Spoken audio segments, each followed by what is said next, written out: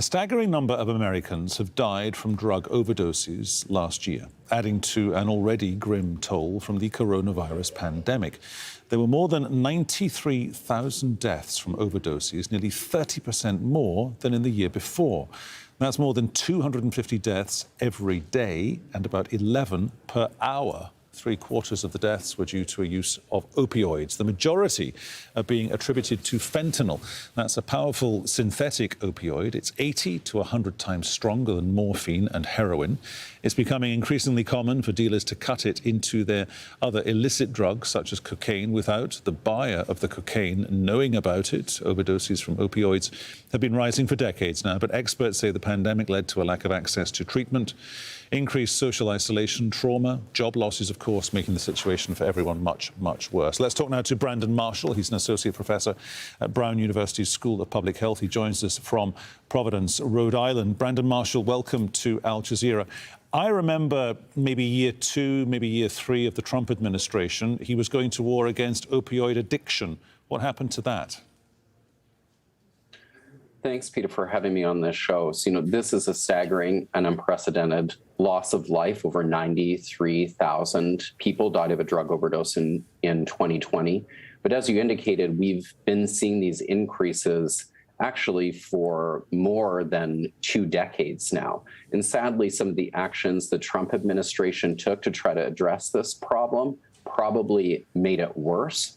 What we need now are major investments in harm reduction, evidence-based treatment, and addressing many of those stressors that you mentioned that are affecting people who are suffering from addiction and at risk for overdose, like joblessness, social isolation, and threats of eviction. And I suppose when COVID hit in the US, just the same as it hit around the world, that led to people being alone, people being lonely, people sitting at home, people maybe sitting at home unemployed, living off savings. And if you've got an addiction and you are completely isolated, it's an easy go-to, isn't it, to feed that addiction with the concurrent risk of overdosing? Correct. Using alone is a major risk factor for death if no one is around to intervene in the event of that overdose. No overdose needs to result in death. We have tools that work, like naloxone, which reverses opioid overdoses. And if someone is around, they can call 911 and receive, that person can receive emergency care. So all of that is probably and was probably less likely during the pandemic when people were experiencing social and physical isolation and using drugs alone. OK, when you talk there, Brandon, about a lock zone, give me a sentence, please, just one sentence. What is a lock zone?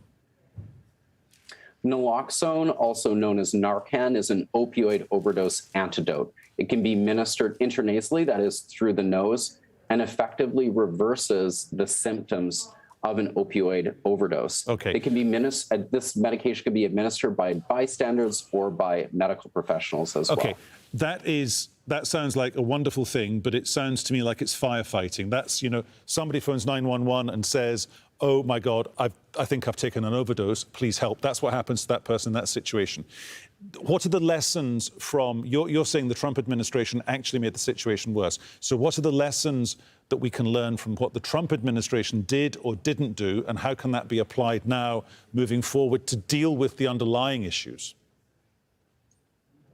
We have millions of people in this country who are currently experiencing substance use disorders, and we do not have a robust, easily accessible treatment system in this country. Many communities, particularly Black and Brown communities, experience major barriers to accessing treatment.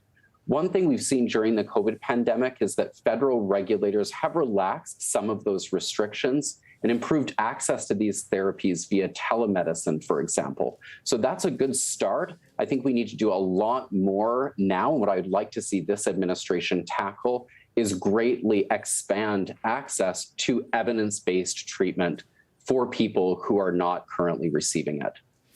Very briefly, Brandon, that sounds like it's going to take an awful long time. Yes, and I'm afraid we're going to be with this problem for years, potentially decades, if we don't make major investments in recovery supports, harm reduction programs, and our treatment system in the United States. So we have a long way to go. I think we're seeing some initial investments, which is good at the federal level, but we need to see a lot more focus and action on this problem to start to bend that curve of overdoses in our nation. A disturbing story. Thank you for coming on to talk to us, Brandon. We do appreciate Brandon Marshall there talking to us from Rhode Island. Thank you.